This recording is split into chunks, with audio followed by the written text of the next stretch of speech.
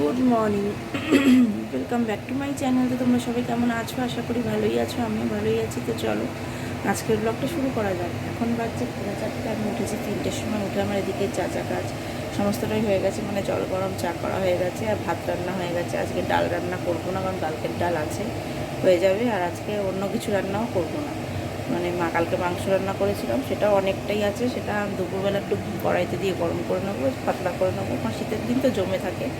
ওই জন্য আজকে শুধু এখানে দেখো, আমি কালকে লাউ পাতা বেটে রেখেছিলাম, মানে লাউ পাতা, রসুন, লঙ্কার কালো জিরে দিয়ে বেটে রেখেছি। এখানে দেখো সর্ষের তেল দিয়ে দিয়েছি।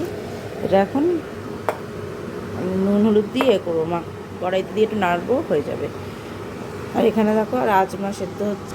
এটা আমি কালকে রাত্রিবেলা ভিজিয়ে রেখেছিলাম, এটা আজকে রাতে রুটি দিয়ে খাওয়ারটা করছি।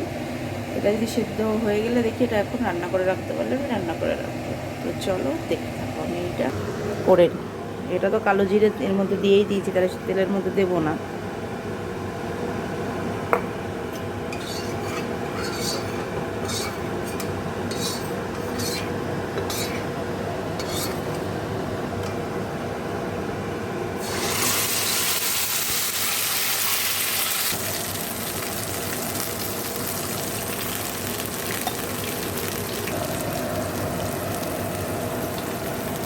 দেখো মিষ্টিটাও দিয়ে দিয়েছি, দিয়ে এবার নাড়বো।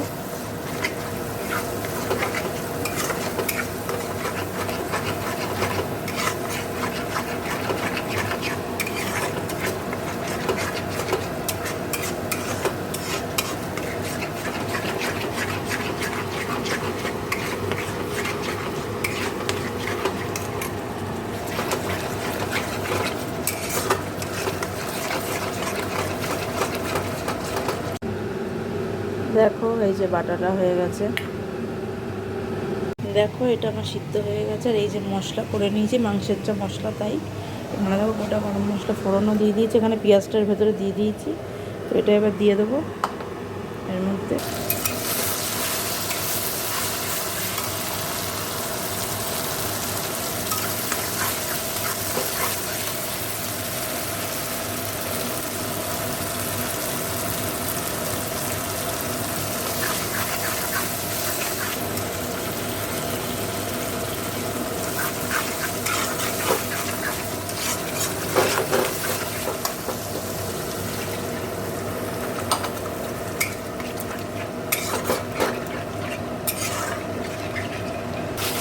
এখন মশলাটা কষা হয়ে গেছে, দেখো তেল ছেড়ে দিয়েছে সাইড দিয়ে।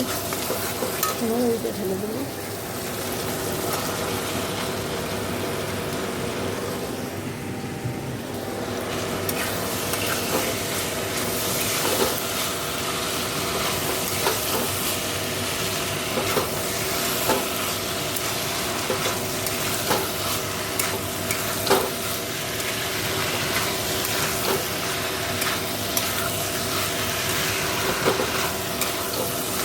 দেখো এই যে জল দিয়ে দিয়েছি, এই যে নুন সব দিয়ে দিয়েছি। এবার ভালো করে ফুটুক, নামানোর আগে ধনে পাতা দিয়ে নামিয়ে দেবো। তো এবার আমি আটা মেখে আসছি। দেখো রাজমাটা আমার হয়ে গেছে।